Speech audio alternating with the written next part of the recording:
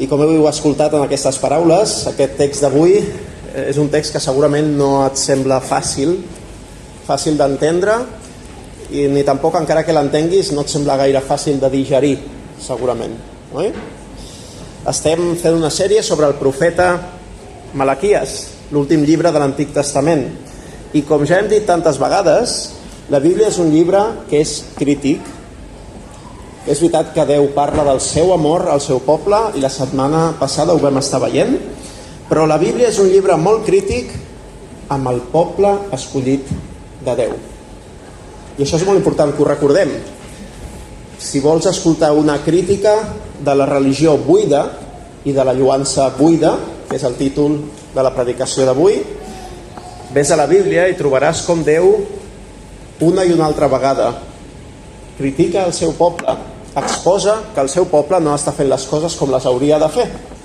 I per tant veiem com Malaquies, un profeta tan antic, continua transmetent-nos avui un missatge que com a església i com a poble de Déu hem de continuar escoltant.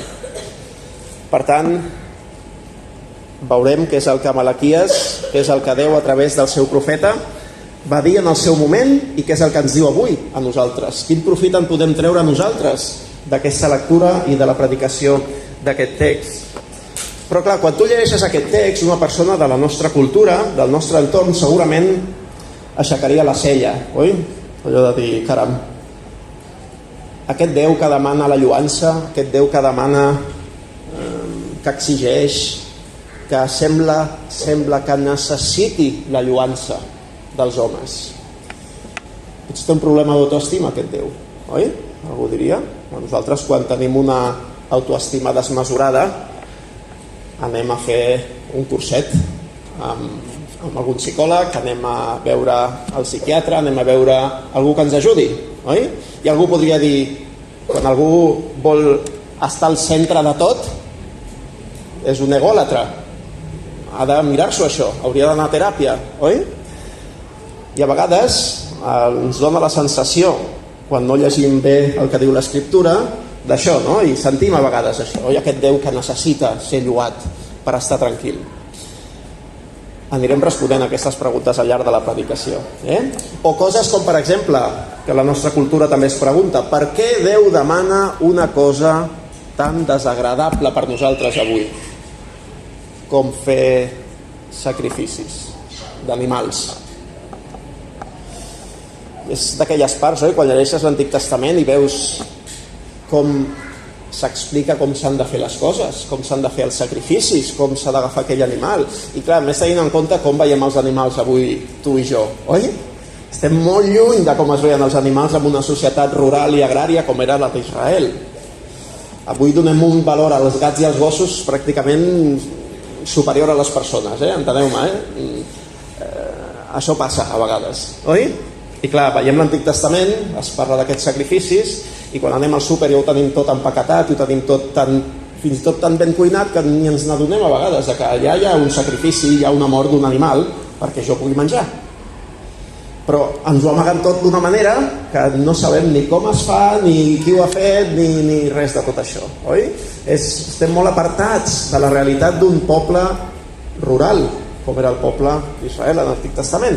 I això ho sabeu perquè tots a la nostra família tenim històries, tenim avis, tenim àvies, i ja sabeu que la nostra sensibilitat cap als animals avui en dia no és la sensibilitat que tenien la gent que vivia als pobles, els avis, les àvies, i això hem d'entendre-ho, hem d'acceptar-ho, oi? I veure que sí, els animals se'ls ha de tractar bé, però potser ens estem passant una mica de la ratlla amb algunes coses avui també, oi? Bueno, anirem veient això. Aquests sacrificis, quan els llegim, no ens agraden gaire, perquè això de matar animals innocents, per fer-los carregar amb pecats que no són seus, quina idea, podria dir algú, més absurda, més injusta, més bèstia, oi? Més inhumana. Parlarem d'això, també.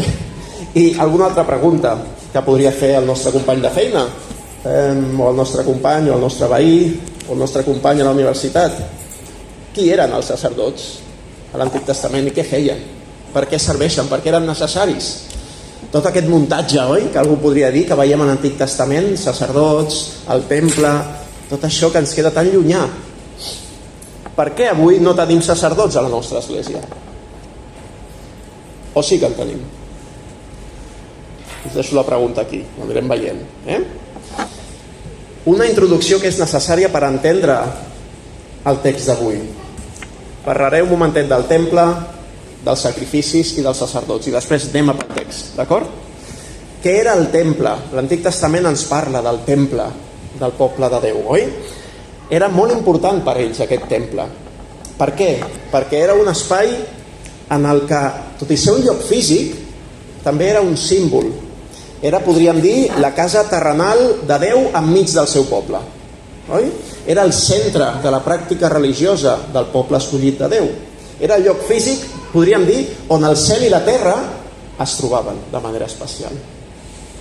El punt físic de trobada entre Déu i els éssers humans. El lloc físic on podríem dir que la presència de Déu hi era d'una manera especial enmig del seu poble.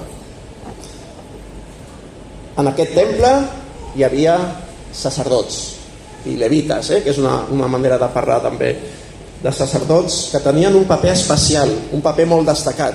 Havien de mantenir el temple, les pràctiques que la llei prescrivia i que es fes tot amb les condicions adequades. Però clar, si llegeixes l'Antic Testament veus que moltes vegades la infidelitat, la desobediència, la rebel·lió dels líders religiosos, molts cops, i també del poble va fer que el temple no funcionés molts cops com hauria d'haver funcionat i no complís la seva missió principal, que és que hi hagués una relació adequada entre el poble de Déu i el seu Déu. I llavors, clar, aquests sacrificis, oi? Que ens fan tan mal als ulls avui dia. La idea bíblica del sacrifici ens vol transmetre, d'aquests sacrificis que es prescriuen a l'Antic Testament, ens vol transmetre la manera en la que els éssers humans s'han d'acostar a Déu. La manera de trobar acceptació davant d'aquest Déu que és sant. No directament, sinó a través d'un substitut. Un substitut adequat que sigui ofert en lloc d'aquell que comés el mal, el pecat. I clar, quan veiem en l'Antic Testament el que se'ns explica, veiem que aquell substitut innocent que carrega amb la maledicció és un animal, oi? I que simbòlicament rep el càstig que el pecador mereix, que la persona que està oferint allò, aquell animal mereix. La Bíblia ens diu que Déu té una reacció no llunyana al mal, a la injustícia, sinó que Déu s'indigna. Déu té una ira que és justa, que és bona i que és santa. Contra el pecat, i això s'ha de resoldre d'alguna manera. Perquè la gran pregunta és com pot un poble que no és just, un poble pecador, tenir comunió amb un Déu que és sant? Els sacrificis de l'Antic Testament estan pensats per respondre a aquesta pregunta i per començar a preparar el que vindrà en el futur, el gran sacrifici del Fill de Déu en substitució de nosaltres, en substitució nostra, aquell de qui es diu que és l'anyell de Déu, el sacrifici definitiu, oi? El sacrifici d'aquells animals a l'Antic Testament il·lustraven el judici de Déu cap al pecat mateix. I il·lustrava la idea que recorre tota la Bíblia d'un rescat a través d'un substitut. Un rescat a través d'un substitut. En aquell sacrifici, la ira de Déu requeia sobre algú altre, que no era el propi pecador, i el pecat era expiat, per utilitzar un terme bíblic. Ens neteja del pecat. Tots dos elements en la mateixa ofrena. Sí, per desagradable que ens sembli avui en dia, i estrany que ens sembli, en el context de l'Antic Testament, aquests sacrificis expressen la justícia i la gràcia de Déu a la vegada. Anirem veient una mica més d'això, també, oi? Déu és el Déu que dona al seu poble escollit la manera d'acostar-se amb ell. El poble de Déu s'acosta a Déu en els seus termes, tal com Déu diu. I el sistema de sacrificis i les instruccions per dur-los a terme formen part d'això. I què transmet Déu al seu poble amb tot això? Els transmet dues coses. Jo sóc sant i vosaltres no. I això ho hem de resoldre d'alguna manera. La santedat de Déu és molt important. De fet, algú deia que es podria resumir l'Antic Testament amb el sol missatge: Déu és sant. De fet, és l'atribut que es repeteix de Déu 3 vegades. Déu és sant, sant, sant. Oi? I això molts cops ho perdem de vista. I alhora, la Bíblia també ens parla de que, juntament amb la santedat de Déu, hi ha la nostra injustícia, el nostre mal, que és el que la Bíblia anomena pecat. I aquest pecat, ens diu la Bíblia, és molt greu. I d'això ens n'oblidem sovint també, per això és important recordar-ho. Com resolem aquest gran conflicte?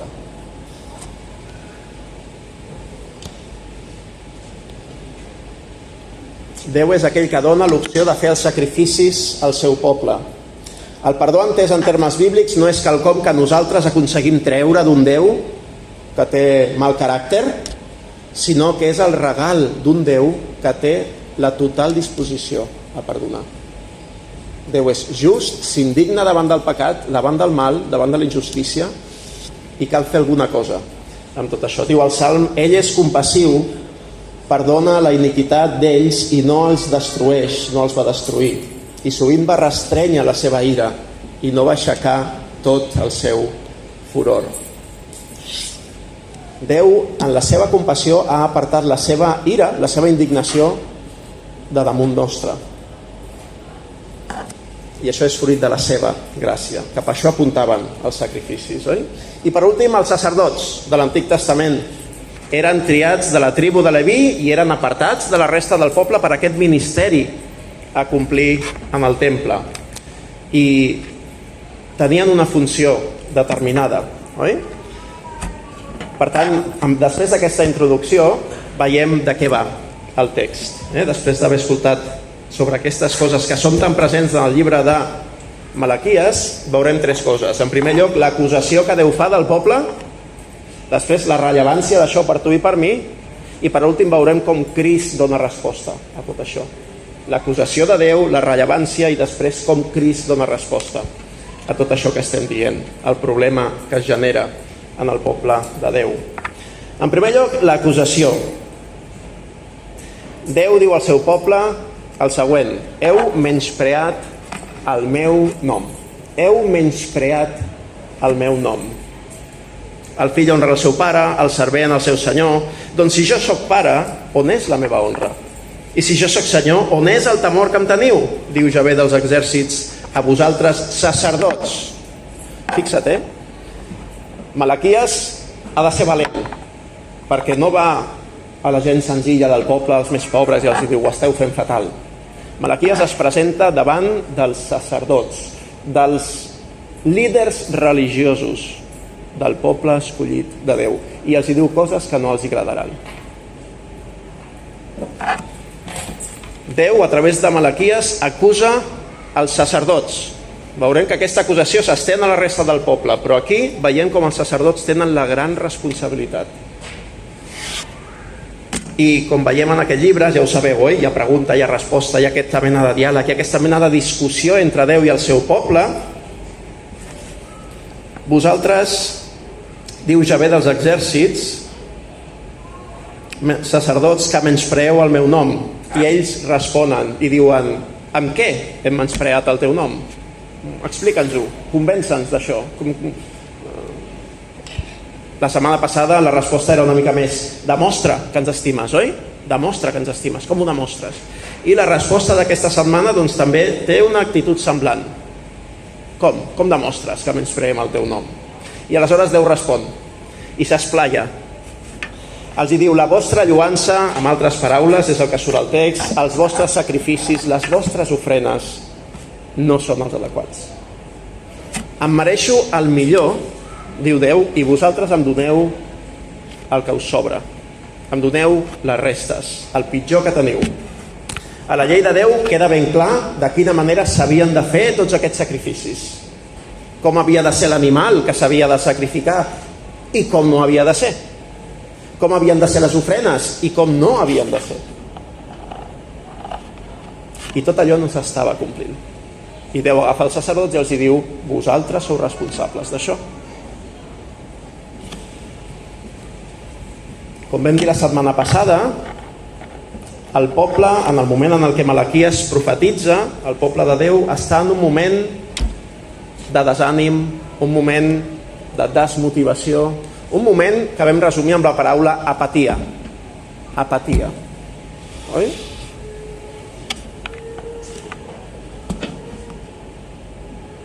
I Déu, en primer lloc, parla als líders religiosos i els acusa de que són responsables d'això.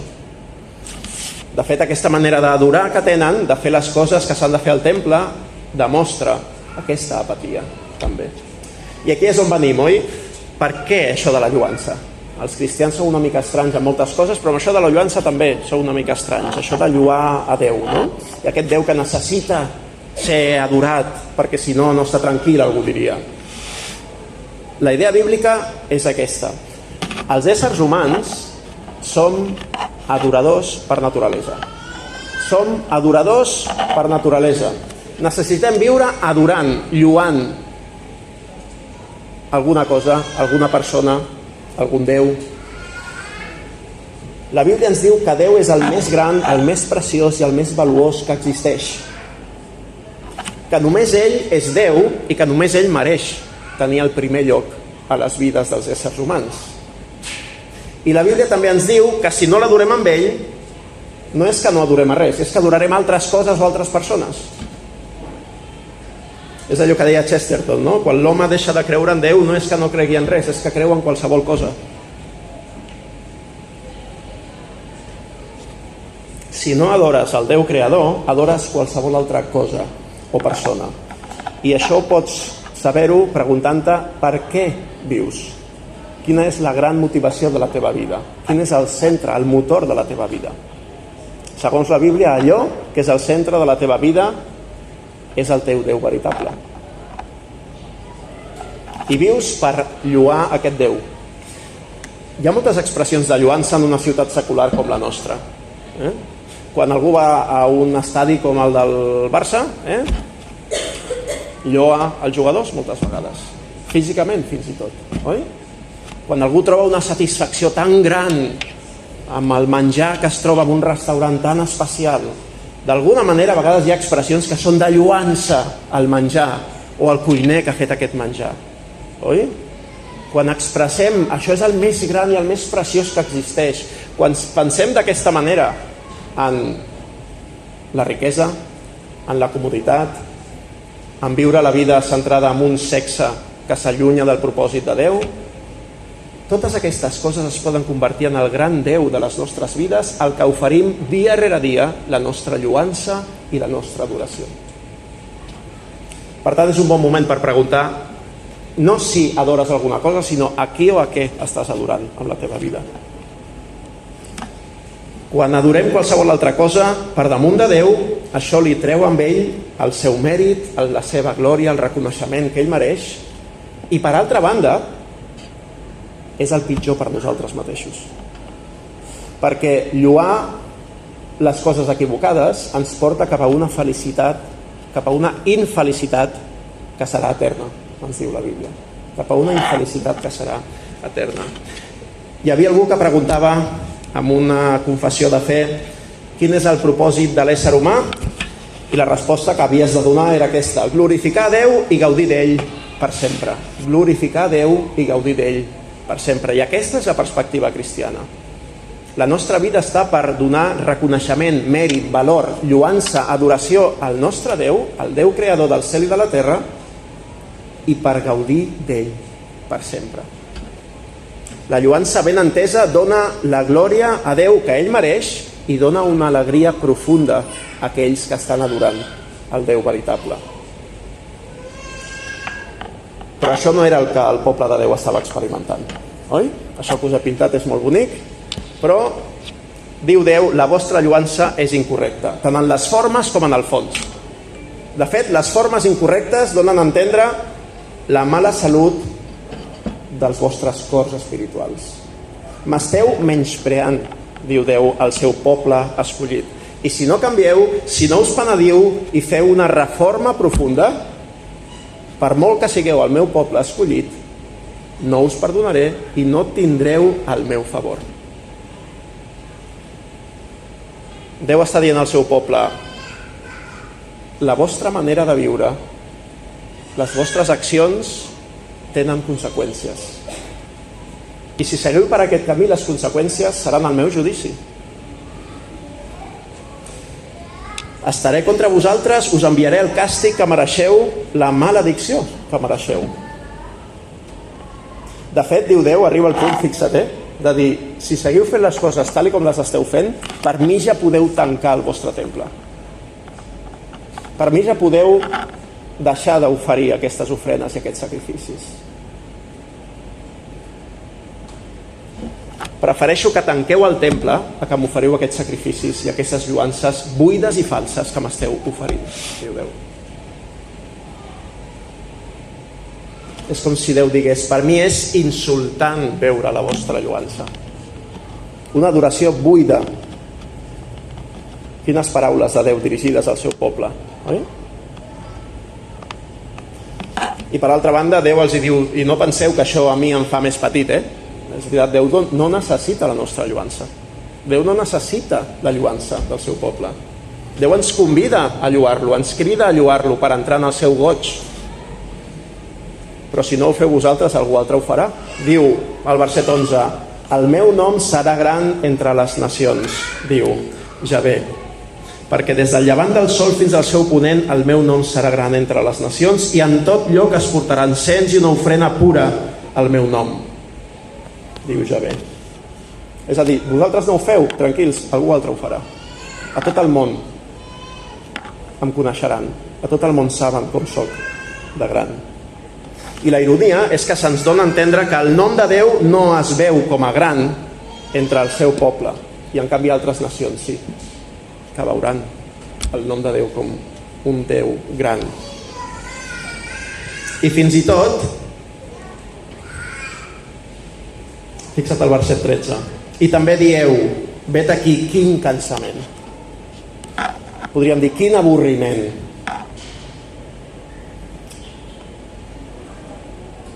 Aquesta és l'expressió del poble de Déu, dels sacerdots de Déu, davant de la lloança a Déu. Quin pal! Una altra vegada, aquesta rutina, tornar a preparar un culte, tornar a fer això dels sacrificis, no m'agrada, no em ve de gust, em fa mandra, m'avorreix.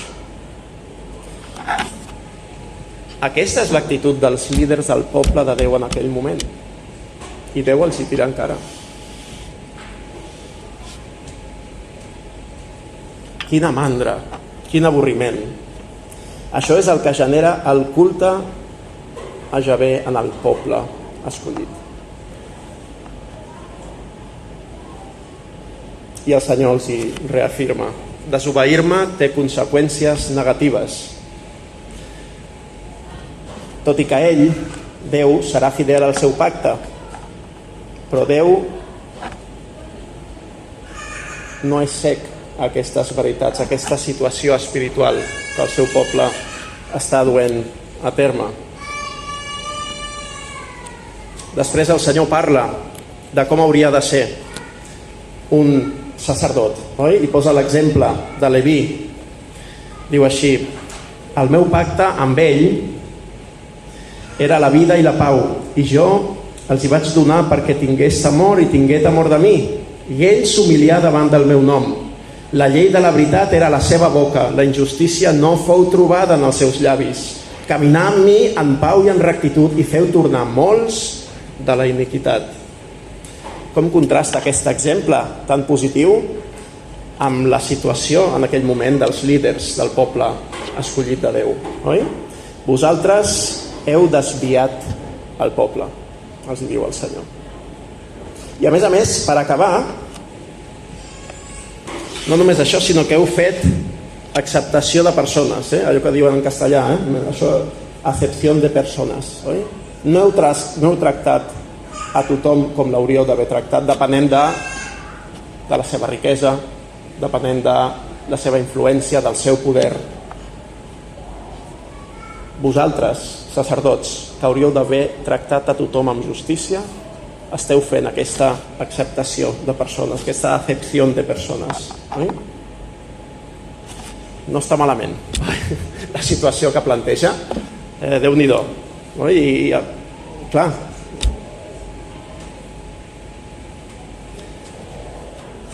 podríem resumir tot això amb que els sacerdots no tenen temor de Déu. Els sacerdots no tenen temor de Déu. El temor de Déu és el gran antídot, deia algú, al temor de l'home. La parcialitat que estan practicant els sacerdots apareix quan tens més por als éssers humans que temor a Déu.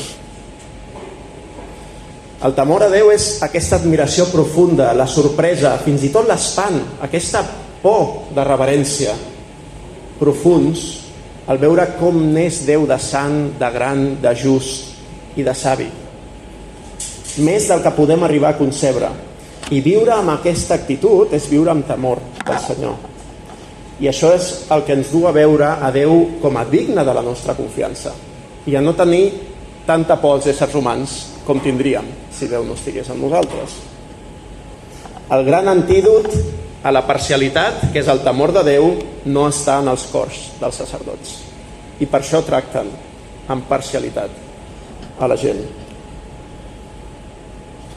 Aquesta és l'acusació de Déu, i ara anem a veure com ens parla això a tu i a mi, avui.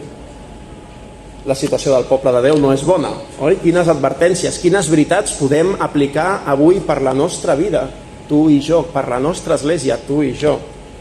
Quina és la rellevància d'aquest text per nosaltres avui? L'Església pot ser acusada de menysprear Déu i d'oferir una lloança buida? L'Església pot ser acusada de veure el culte del diumenge com una cosa avorrida, que no és prou bona per nosaltres? Si teniu una mica d'experiència en comunitats cristianes, veureu que el Senyor ens parla a nosaltres avui també, quan diu coses com aquestes, oi? Tots passem per fases, tots passem per èpoques, tots tenim mals dies, males nits en les que arribem el diumenge i no tenim ganes de res. Siguem sincers, oi? Estem en confiança. I tots tenim situacions que ens fan moltes vegades no estar en els cultes com hauríem d'estar. I hi ha certes situacions que són comprensibles. No em vull posar aquí a jutjar d'una manera indiscriminada, oi? Però el Senyor ens crida a valorar aquests cultes comunitaris a Déu com alguna cosa molt preciosa i molt valuosa per ell. No caiguem en aquesta gràcia barata, oi? De dir, sí, ja ho hem sentit tot, ja hem sentit l'Evangeli tantes vegades que ja no m'arriba això a mi. Això ja no em transforma, no em canvia. Llegeixo sobre el que Jesús ha fet per mi, sobre el que Déu ha fet al llarg de la història i continuo badallant. Oi? Enteneu-me, no vull assenyalar, però posem-nos davant del Senyor i escoltem aquestes paraules, tots junts, jo el primer. Com responem quan el poble de Déu es troba físicament davant d'ell? Que el Senyor no pugui dir de nosaltres, oi? Que sempre veiem la lloança amb ell, el seu culte, com simplement una rutina més, una cosa avorrida que fem perquè toca i ja està.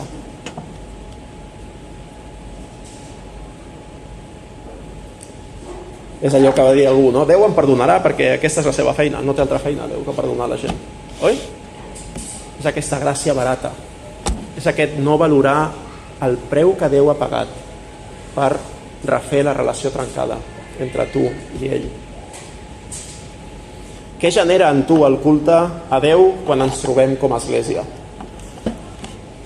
I deixo la pregunta aquí, no la respondré. És una pregunta per tu i és una pregunta per mi.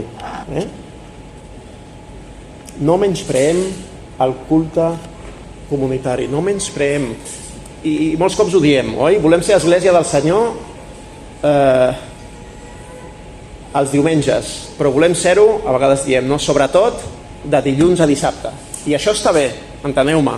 Estem cridats a viure d'una manera agradable al Senyor cada dia de les nostres vides. No caiguem en allò de el culte ho és tot i al llarg de la setmana m'oblido de tot. Però la paraula també ens diu, doneu importància a aquests moments tan especials davant del Senyor, que és quan el seu poble físicament es troba de manera regular, un cop a la setmana, davant del Senyor. Com ho valorem? Quina és la nostra actitud? És bo que ens preguntem això. Però ve l'hora, i és ara, deia Jesús, quan els veritables adoradors adoraran el Pare en esperit i en veritat, perquè també el Pare cerca adoradors d'aquesta mena. Déu és esperit i els que l'adoren cal que l'adorin en esperit i en veritat. I això estem cridats com a Església. Nosaltres avui. Per altra banda, també ens podem preguntar, a la llum del que diu Malaquies, si tu i jo avui donem al Senyor les restes, les sobres del que tenim, oi? És allò del Déu que és amic meu, el Déu col·lega, que qualsevol cosa li està bé. Déu m'estima i qualsevol cosa li estarà bé. Ell ja m'entén, oi? L'Escriptura ens diu que Déu mereix el millor de nosaltres i això és el que espera de nosaltres també. Podem caure a vegades en aquesta contradicció, oi? A la feina, davant del nostre cap humà, del nostre superior humà, som uns grans professionals. Però a l'Església n'hi ha prou en fer el que podem. Oi? Enteneu-me, Si el teu servei, si el nostre servei, si el meu servei, em parlo a mi mateix també, a l'Església fos avaluat amb criteris generals de qualitat, és bo que ens preguntem també, no sé si passaria la prova, passaria l'examen, oi? I enteneu-me, l'Església no és una empresa, oi? Però la paraula ens diu que pensem en aquestes coses, en si estem oferint al Senyor el millor que podem, el Senyor coneix cada situació també, o estem oferint-li al Senyor les restes, les sobres de la nostra vida. De vegades pensem que pel fet de que l'Església és casa nostra, és la família de la fe, i el Senyor, un pare que ens estima, qualsevol cosa li està bé, oi? I el Senyor ens diu, ens crida a fer les coses bé per ell, a fer les coses fins i tot buscant aquesta excel·lència de la que parlem molts cops, oi? Malaquies ens diu que evitem servir al Senyor sense posar-hi el cor, i això és molt important. No servim al Senyor sense posar-hi el cor. Busquem posar el cor en estimar el Senyor, en servir-lo, en lloar-lo. Ens hem oblidat del gran privilegi que tenim de poder servir al Rei de l'univers. Ens hem oblidat del gran privilegi que tenim de lloar junts el Creador de totes les coses. En quina actitud oferim el nostre servei i el nostre culte a Déu? I aquí hi ha unes paraules molt dures que estan dirigides als líders religiosos d'Israel, oi? Per tant, aquells que d'alguna manera us esteu plantejant, o voleu, o ja sou, o ja som d'alguna manera al capdavant d'alguna comunitat, hem d'escoltar molt atentament les paraules que se'ns diuen avui. I l'exemple que se'ns posa de Leví, oi? Què estem fent? Estem fent, oi, honor a això que diu que el pacte amb Leví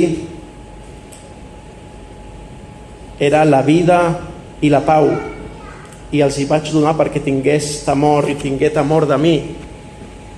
S'humilià davant del meu nom, la llei de la veritat era la seva boca, la injustícia no fou trobada en els seus llavis. Caminar amb mi en pau i en rectitud, i en feu tornar molts de la iniquitat.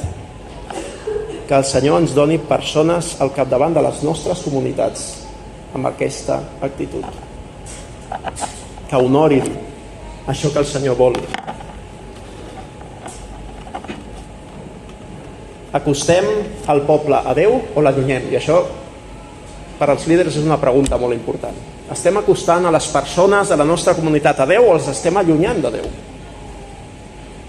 El Senyor Jesús es va dirigir als líders religiosos de la seva època i els va dir: ai de vosaltres, escribes i fariseus hipòcrites, perquè tanqueu el regne dels cels davant dels homes, perquè vosaltres no hi entreu ni deixeu entrar els qui voldrien entrar. Es repeteix, oi? La crítica que Déu fa al seu poble a l'Antic Testament després troba també com Crist fa aquesta mateixa crítica a la seva època. I per què hem de pensar que no és aplicable a la nostra època també? I el lideratge a l'Església. Per tant, per acabar aquesta part de quina és la rellevància de tot això per nosaltres, penses que et cal una reforma? Penses que et cal una renovació a la teva vida? Penses que aquestes paraules avui et parlen directament a tu? Si és això, si això és així, la bona notícia és que Déu envia aquestes paraules al seu poble perquè obri els ulls. Malaquies 2:2 diu això: si no escolteu, si no poseu al cor de donar l'honor al meu nom, diu Javé, jo enviaré contra vosaltres maledicció, maleiré les vostres benediccions. Si no escolteu, però tens l'oportunitat d'escoltar. Tens l'oportunitat de posar el cor en les coses del Senyor. Això es pot treballar. Tots passem males fases i males èpoques, oi? Però la bona notícia és que això es pot treballar i que el Senyor ens envia la seva paraula perquè puguem obrir els ulls. I saps com ens obre els ulls? De la manera més extraordinària.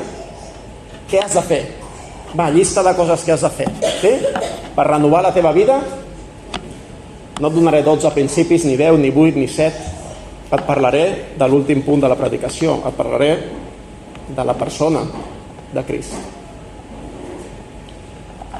Si nosaltres avui com a Església hem de reflexionar sobre les paraules de Malaquies, cal que ho fem tenint en compte en quin moment històric vivim. Vivim després de Crist. I això ho canvia tot. Crist ha vingut i ja no podem mirar enrere a l'Antic Testament sense veure'l amb ell, en les seves pàgines també. Com ell i en ell es compleix tot el que l'Antic Testament assenyalava. La gran solució a la teva apatia espiritual i a la meva apatia espiritual no són una sèrie de normes o de regles. La gran solució a la teva apatia és recordar com Crist ha complert totes les coses que s'espera per la glòria de Déu i per amor a tu. Com ha complert les promeses de l'Antic Testament. Com ha complert els sacrificis de l'Antic Testament, que només eren una ombra del sacrifici de Crist. L'única possibilitat que tenim de renovar les nostres vides com a Església, com a cristians en el segle XXI és contemplar la glòria de Crist. L'única manera de renovar la nostra lloança és contemplar la glòria de Crist.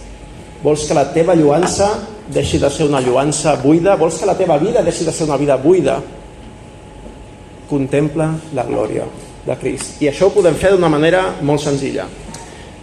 Abans hem parlat del temple de Déu, oi que sí? De la importància a Malaquies i pel poble d'Israel del temple. Vull que veiem junts com Crist compleix el paper que el temple, que els sacrificis i els sacerdots tenien a l'Antic Testament. Com Crist compleix el paper que el temple, els sacrificis i els sacerdots tenien a l'Antic Testament. Diu l'Evangeli de Joan, en quant al temple: i el verb esdevingué carn i habità entre nosaltres, i vam contemplar la seva glòria, glòria com de l'unigènit del Pare, ple de gràcia i de veritat. En l'original, aquestes paraules, i habitar entre nosaltres, tenen un sentit que pràcticament pots dir que Déu està fent una tenda de campanya enmig dels éssers humans. Recordeu el temple. O en aquell moment en el que Jesús, en una de les discussions que ell tenia, va dir: desfeu aquest santuari, en castellà a mi em sona més, destruït este templo y en 3 días lo levantaré. Però ell parlava del santuari, del temple, del seu cos, quan no el van entendre, oi? Al Nou Testament ja no hi ha necessitat de temple físic. Per què? Perquè Jesús ha complert amb aquesta funció i compleix avui amb aquesta funció. Ara és en Crist que el cel i la terra es troben. El temple complia la seva funció a l'Antic Testament, però amb la vinguda de Crist veiem que ell és el que fa la funció de temple de Déu, de manera final i definitiva. I la bona notícia és que avui tothom, sigui del país que sigui de la nació, de la cultura, sigui de l'estatus social que sigui, es pot acostar a Crist per la fe. Es pot acostar a Déu a través no d'un temple, sinó de la persona de Jesús. Per tant, et pregunto, has fet de Crist el teu temple? Has fet de Crist el teu temple? Has trobat en ell la relació adequada amb Déu? Això és el que se t'ofereix avui en Crist. O en quant als sacrificis, oi? Aquests sacrificis que tan poc ens agraden de l'Antic Testament. Diu la paraula que és impossible que la sang de toros i de bocs tregui pecats. I llavors tota aquella parafernàlia per què servia, no? Diu l'Evangeli de Joan que quan Joan Baptista va veure Jesús que venia a ell, va dir: heus aquí l'anyell de Déu que treu el pecat del món. Veus com tots aquests sacrificis no eren més que una ombra del sacrifici final i definitiu de Crist? Perquè aquell que no conegué el pecat, diu Pau, per nosaltres el va fer pecat, a fi que nosaltres siguem fets justícia de Déu en ell. Tot el que els sacrificis de l'Antic Testament assenyalaven queda complert en l'obra de salvació de Crist, en el seu sacrifici a la creu. Déu requeria aquests sacrificis animals per cobrir de forma temporal els pecats del poble, però sempre a la llum del sacrifici final de l'anyell de Déu. Crist és el veritable sacrifici que tot ésser humà necessita per acostar-se a Déu. Un sacrifici, una víctima, un anyell perfecte i innocent que pot reconciliar-te avui amb Déu si confies en ell. Ell va carregar amb la justa ira de Déu per als nostres pecats. I deixa que et preguntis si tu confies avui en aquest sacrifici últim i definitiu que hi ha en Crist.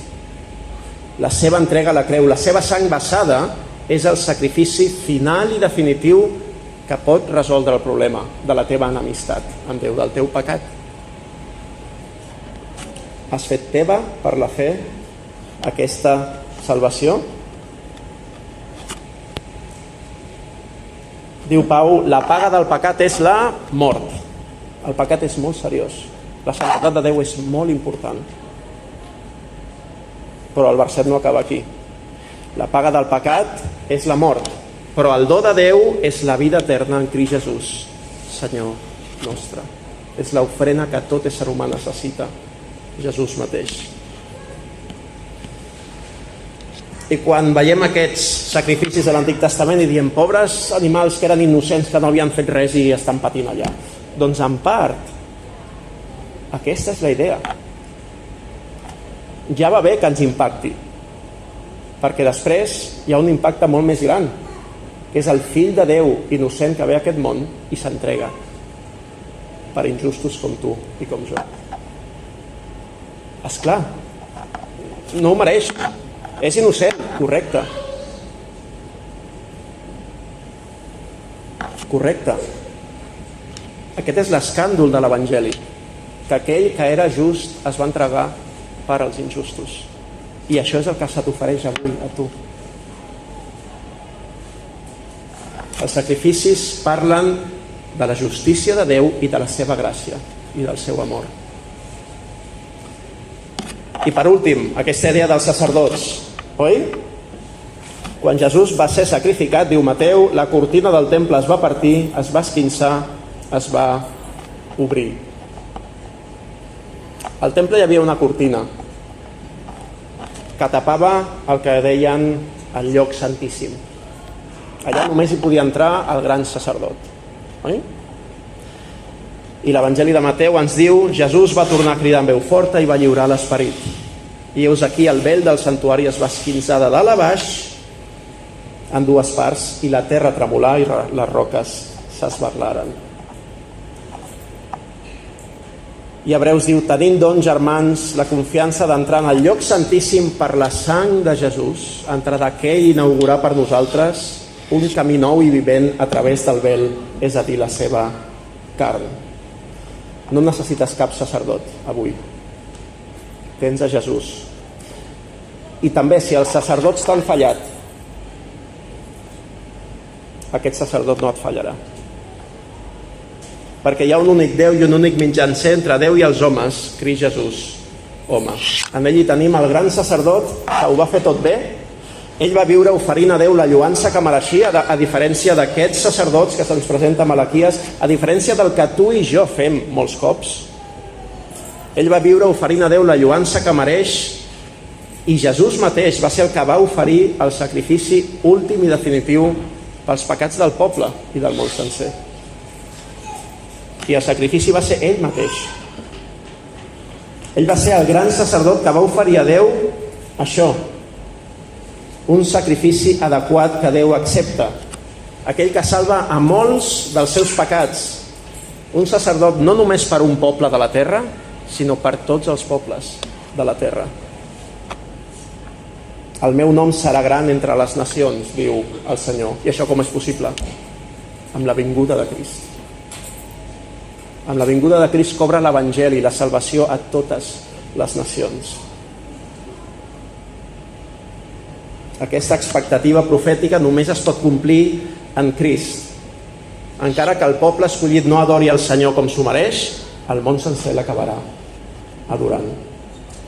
I això només és possible gràcies a la vinguda de Crist, a la seva obra de salvació, i també a que Crist, que és el gran sacerdot, ens ha fet sacerdots a tu i a mi, a tothom que creu en ell. Perquè això de ser un sacerdot és una cosa molt especial, oi que sí? Però l'Escriptura ens diu, el Nou Testament ens diu, que tothom que creu en Crist passa a ser un sacerdot del Senyor. Vosaltres, diu Pere, sou llinatge escollit, un sacerdoci reial, una nació santa, un poble adquirit, perquè proclameu les excel·lències d'aquell que us ha cridat de les tenebres a la seva llum admirable. I tant que hi ha sacerdots a l'Església. Aquests sacerdots hi ha a l'Església. Acabem. La gran solució a la nostra apatia és recordar l'Evangeli, és recordar el que Crist ha fet, com Crist ha complert totes aquestes coses per la glòria de Déu i per amor a tu. Contempla la glòria de Crist i la teva lloança i la meva lloança deixaran de ser lloances buides. Que el Senyor ens ajudi. Amén. Preguem.